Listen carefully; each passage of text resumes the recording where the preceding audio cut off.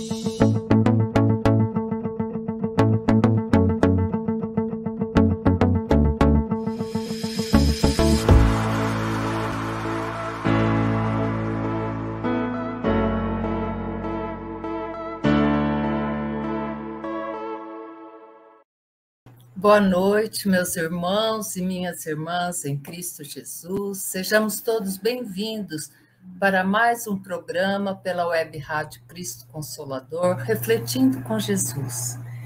E hoje vamos começar, então, sejam todos muito bem-vindos. Vamos começar pelo estudo do livro Pão Nosso, o capítulo é o 112, que diz assim: Tabernáculos externos. É retirado do Evangelho de Lucas, capítulo 16, verso 9. E Jesus vai dizer assim: Também vos digo, granjeai amigos com a riqueza da injustiça, para que quando estas vos faltarem, vos recebam eles nos tabernáculos eternos. Vamos ver, Emmanuel vai nos explicar.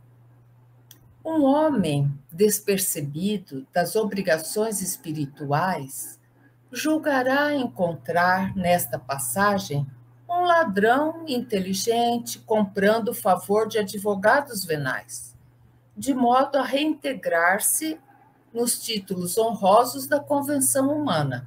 Todavia, quando Jesus fala em amigos, refere-se a irmãos sinceros e devotados. E quando menciona a riqueza das injustiças, inclui o passado da criatura, passado total da criatura, com todas as lições dolorosas que caracterizam.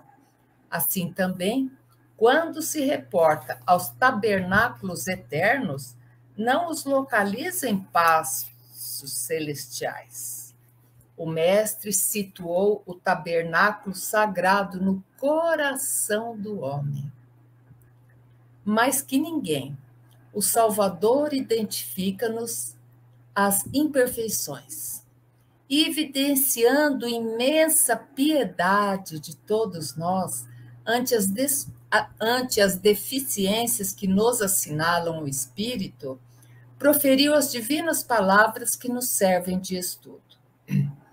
Conhecendo-nos os desvios, asseverou em síntese que devemos aproveitar os bens transitórios ao alcance de nossas mãos, mobilizando-os na fraternidade legítima, para que, esquecendo os crimes e os ódios de outros tempos, nos façamos irmãos, abnegados uns dos outros.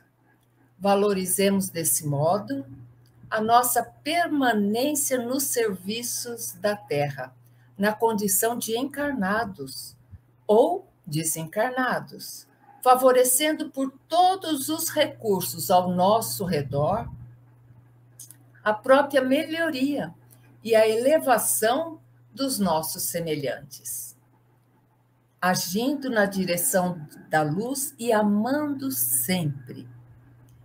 Porquanto, dentro dessas normas de solidariedade sublime, poderemos contar com a dedicação de amigos fiéis, que na qualidade de discípulos mais dedicados e enobrecidos que nós, nos auxiliarão efetivamente, acolhendo-nos em seus corações, convertidos em tabernáculos do Senhor, ajudando-nos não só a obter novas oportunidades de reajustamento e santificação, mas também endossando perante Jesus as nossas promessas e aspirações diante da vida superior. Olha que maravilhosa explicação, né? Como os amigos espirituais nos ajudam sempre, né? Que bênção! Vamos então, meus irmãos, fazer uma prece para que Jesus possa mais uma vez nos abençoar nesse início da noite. Vamos fazer o Pão Nosso, de psicografia de Chico Xavier, ditado pelo poeta José Silvério Horta. E diz assim: Pai nosso que estais nos céus, na luz dos sóis infinitos, Pai de tantos os aflitos deste mundo de escarcéus. Santificado, Senhor, seja o teu nome sublime, que em todo o universo exprime concórdia, ternura e amor. Venha ao nosso coração o seu reino de bondade, de paz e de claridade na estrada da redenção. Cumpra-se o teu mandamento, que não vacila nem erra, nos céus como em toda a terra, de luta e de sofrimento. Evita-nos todo o mal, dá-nos o pão no caminho, feito na luz do carinho do pão espiritual. Perdoa-nos, meu Senhor, os débitos tenebrosos, de passados escabrosos, de iniquidade e de dor. Auxilia-nos também, nos sentimentos cristãos, a amar nossos irmãos que vivem longe do bem. Com a proteção de Jesus, livra nossa alma do erro, sobre o mundo de desterro, distante de vossa luz. Que a nossa ideal igreja seja o altar da caridade, onde se faça a vontade do vosso amor. Que assim seja. É uma prece muito bonita, não é mesmo, gente? Então, agora, meus irmãos, nós vamos começar o estudo da noite de hoje, que ele é tirado desse livro Parábolas e Ensinos de Jesus, por Caibar Schutel. E o capítulo hoje tem por título Os Dois Testamentos e a Revogação da Lei. É um capítulo muito interessante, meus irmãos, muito mesmo. E é retirado do Evangelho de Mateus, no capítulo 5, versos 17 e 18. E diz assim, uma fala de Jesus: Não penseis que vim para revogar a lei e os profetas. Jesus falando: não pensei que vim para revogar a lei e os profetas.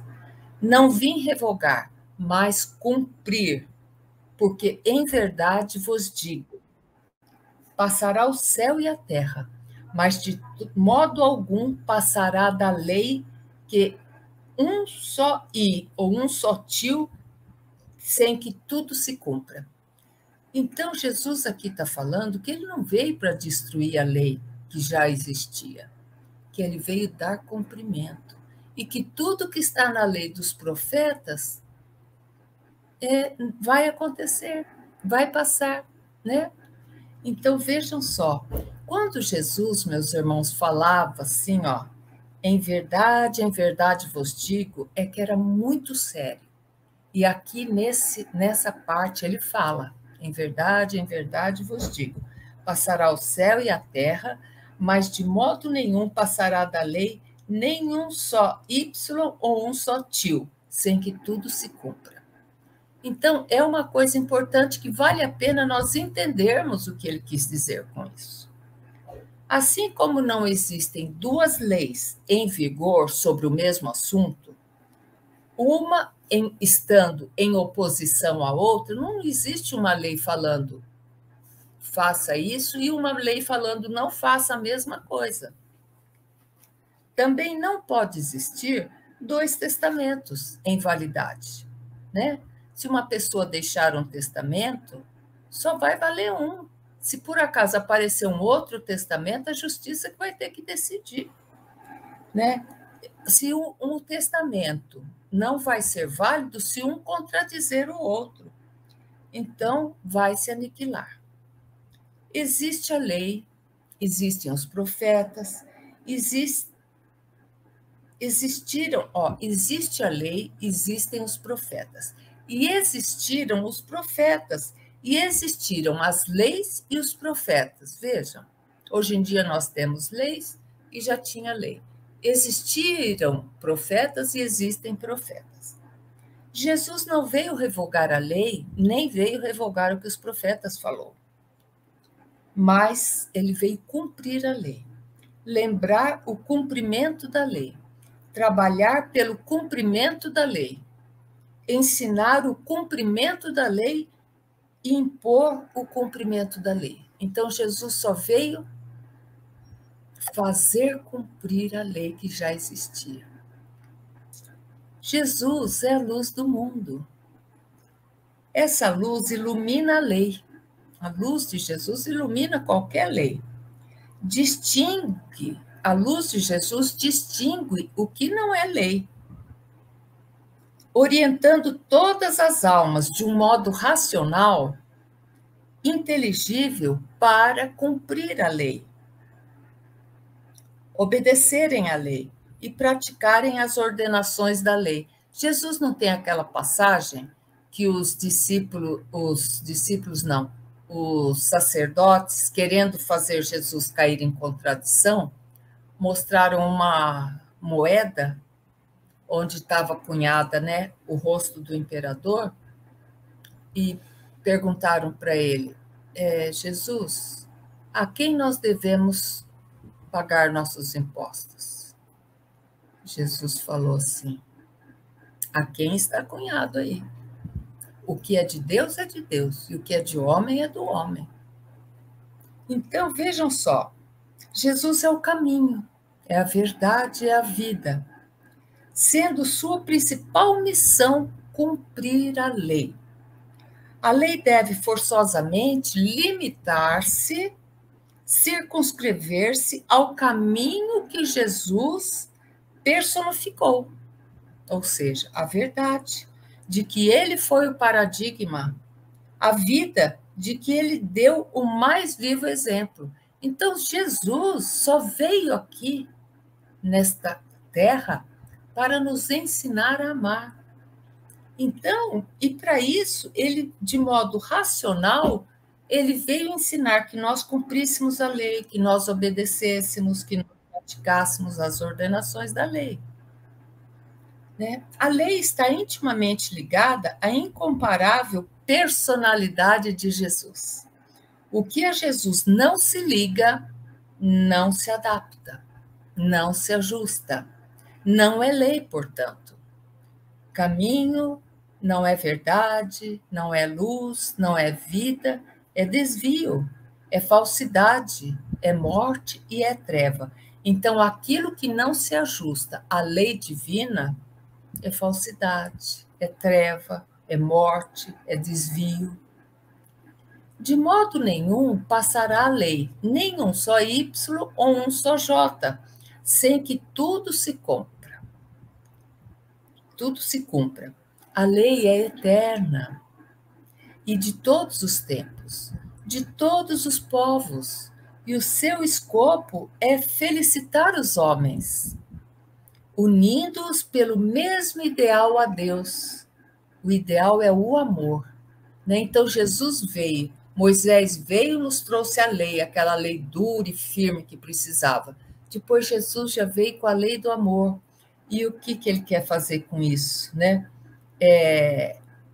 Que todos nós que cumprimos a lei divina estejamos unidos no amor que Jesus nos ensinou quando veio aqui pela terra. O amor a Deus, o amor ao próximo. É a síntese, é o resumo de toda a lei de todos os profetas. Então, se fosse para reduzir todas as leis que existem no universo, Jesus falou que sobrariam duas: amar a Deus sobre todas as coisas, com todo o teu intelecto, com todo o teu coração, e ao próximo como a si mesmo. Então, vejam só.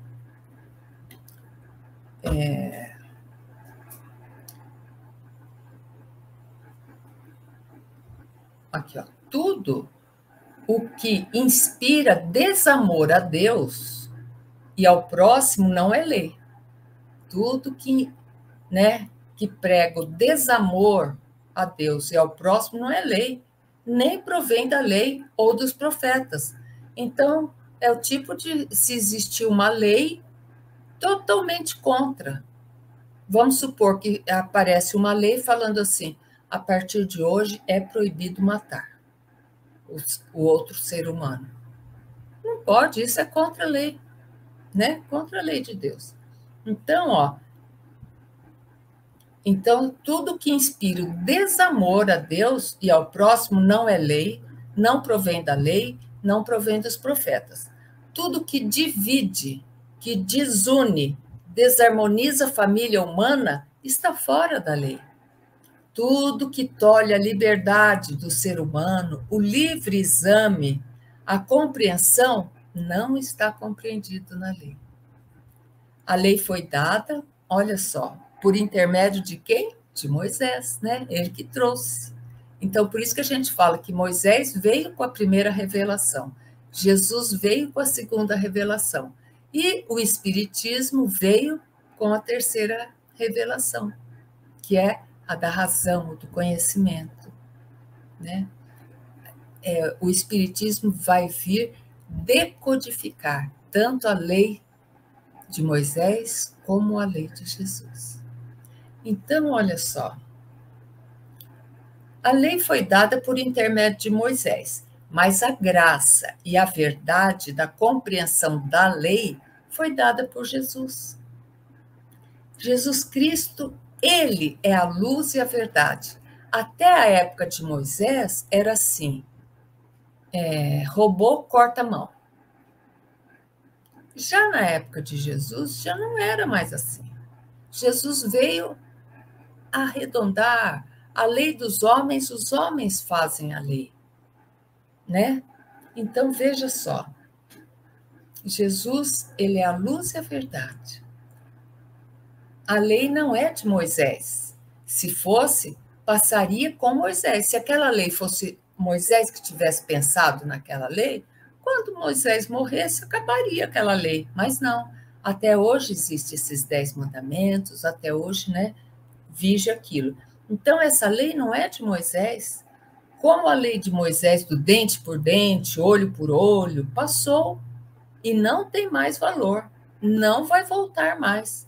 Não só desapareceram dela os Ys e os Js, como também todo o valor, toda a potência, todos os caracteres. Passou, essa lei de Moisés passou.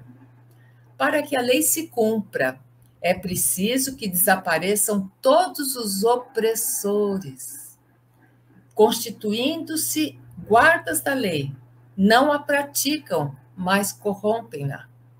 Para que a lei se cumpra, é preciso que o Velho Testamento seja posto à margem, porque, na verdade, nenhum outro fundamento pode ser posto entre o céu e a terra, senão Jesus Cristo. O que Caibar Schulte quer falar que o Velho Testamento deve ser posto à margem? Os absurdos que existem de leis naquele Velho Testamento. Tem algumas partes absurdas, que fala que tem que se apedrejar, né? Que se deve matar, que se deve fazer holocausto das pessoas, dos animais. Isso não é mais para cumprir, não vai voltar mais, né? A humanidade já progrediu, né? Então, na verdade, Caibar Schulte fala, nenhum outro fundamento pode ser posto entre o céu e a terra senão Jesus Cristo. Então, a nossa segurança é seguir o Evangelho de Jesus. É a nossa segurança. O maior dos profetas, que é Jesus, anuncia o maior dos enviados. O maior enviado exalta o ministério dos profetas, adstrito à lei sintetizada no amor a Deus e ao próximo. Os sacerdotes foram postos à margem, como infratores das leis. Se a gente lê o Velho Testamento, a gente vê como é que os sacerdotes daquela época agiam. As igrejas de pedra estão fora da lei. Olha só. Delas não ficará pedra sobre pedra que não seja derribada. Está em Lucas, capítulo 21, verso 6. E essa fala, Jesus falou para os seus discípulos um dia que eles foram visitar o templo, o grande templo de Salomão, e saíram de lá encantados com aquela construção, né? E aí chegaram lá fora e falaram, mestre, que lindo, vamos olhar de novo para esse templo, olha que lindo, né? Jesus olhou e falou, não ficará pedra sobre pedra. Então, esse templo já foi destruído 2 vezes e hoje só resta aquele muro, onde as pessoas vão lá rezar, né? O muro que é chamado Muro das Lamentações. Os sacerdotes têm uma lei que não é lei, assim como os cientistas têm uma lei que não é lei, assim como os políticos têm uma lei que não é lei. Suas igrejas, suas academias, seus palácios têm seus mandamentos, mas esses mandamentos não constituem a lei de Deus. São mandamentos e ordenações que estão fora da lei de Deus. Têm passado, estão passando e passarão para desaparecerem para sempre. Porque a lei que existe hoje, amanhã pode não existir mais, é revogada. Não pode haver 2 testamentos, não pode haver 2 leis de Deus. Se há um só Deus, um só batismo, uma só fé, uma única verdade. Esse batismo aqui não é aquele batismo da igreja, né? É o batismo quando Jesus operacionou os seus discípulos, seus apóstolos, para terem o dom da comunicação com os que já não estão mais neste plano. Então, uma única verdade. A lei das sinagogas, dos templos, do monte, foi revogada por Jesus Cristo. É chegada a hora, e agora é, em que não adorareis a Deus de Jerusalém, nem no monte Garizim, mas sim adorarás a Deus em espírito e verdade, porque são estes que o Pai procura para seus adoradores. Está no Evangelho de João, capítulo 4, versos 21 a 24. Então, o que Deus espera de nós? Que nós adoremos a Deus com toda a nossa inteligência, com toda a nossa fé, com todo o nosso coração, e que nós amemos o nosso próprio o nosso próximo como a nós mesmos. Então, com isso, Jesus está falando que Deus quer que nós o procuramos em espírito e verdade. Espírito é saber que as leis de Deus estão escritas em nossa consciência. Nós sabemos o que é certo e o que é errado. E, em verdade, a verdade é: será que eu estou colocando as leis de Deus em prática? Jesus veio apenas nos ensinar a amar. Será que eu estou colocando o Evangelho de Jesus em prática? Nós que somos espíritas, será que nós só entramos na doutrina espírita ou já deixamos a doutrina espírita entrar em nós e nós trabalharmos para o bem comum? É uma pergunta que fica. A lei das igrejas não é parte integrante da lei. Ela é a mesma da lei das sinagogas, dos templos, dos montes. A lei das igrejas foi denunciada como infração da lei por Jesus Cristo, que Jesus Cristo viu. Jesus Cristo não falou que fazia um comércio na casa do Pai? Era a igreja. E aí ele vai terminar nos explicando assim, ó: a lei não passará, nem um Y, nem um J, deixará de ter o seu cumprimento.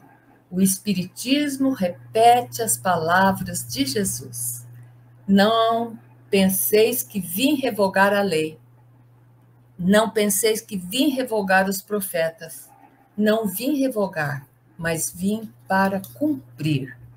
Então, meus irmãos, a lição que nos sobra dessa maravilhosa página de Caibar Schutel e dos evangelhos de Lucas, Mateus e João que vimos, fica-nos a lição para que nós amemos a Deus sobre todas as coisas, de toda a nossa inteligência e de todo o nosso coração, e amemos ao próximo como nós amamos amamos a nós mesmos. E que nós deixemos tudo de bom que a nossa religião tem, a nossa doutrina, a nossa filosofia tem, a nossa ciência tem, coloquemos em prática o bem do outro. Que nós façamos todos os dias a nossa reforma íntima, como Agostinho de Hipona, Santo Agostinho fazia. Toda noite, antes de deitar, o que ele fazia? Ele passava o dia dele, fazia um checklist do dia dele. Ele falava, bom, hoje eu acordei 6 horas, eu fiz isso. Eita, fiz uma coisa que eu não devia ter feito, vou melhorar aqui. Fiz isso, fiz aquilo, isso aqui eu fiz esse bem para o próximo, amanhã eu vou fazer mais. Então,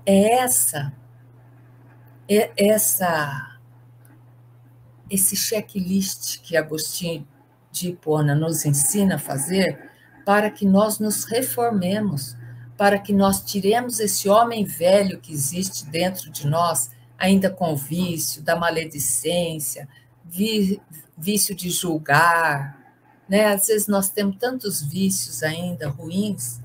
Então, que pensemos nisso, que cumpramos a lei de Deus através do ensinamento que Jesus nos trouxe. Olha que beleza.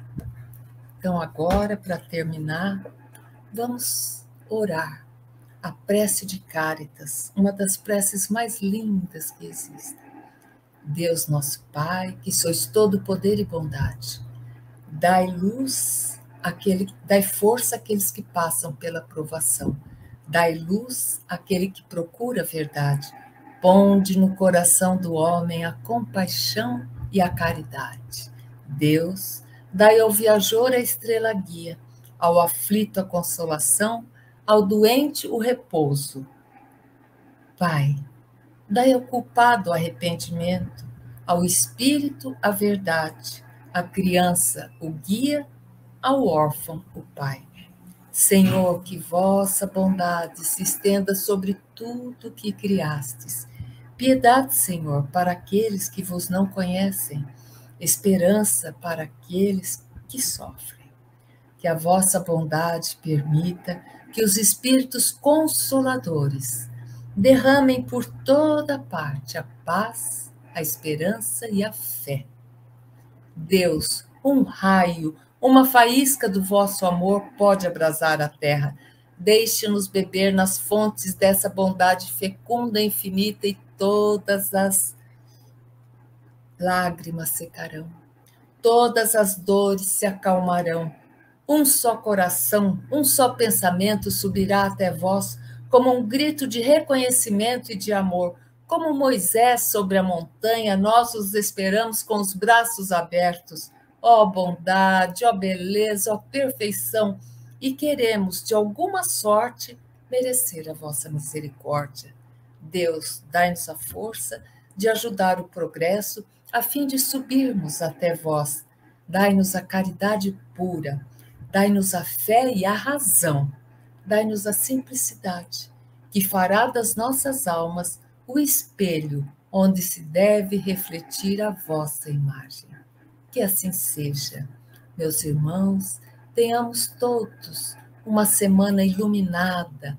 Lembremos de todos os dias, às 6 horas da tarde, entrarmos na web Rádio Cristo Consolador para aprender um pedacinho mais de tudo aquilo que Jesus veio nos deixar. Boa noite, muito obrigada. Que Jesus nos abençoe a todos.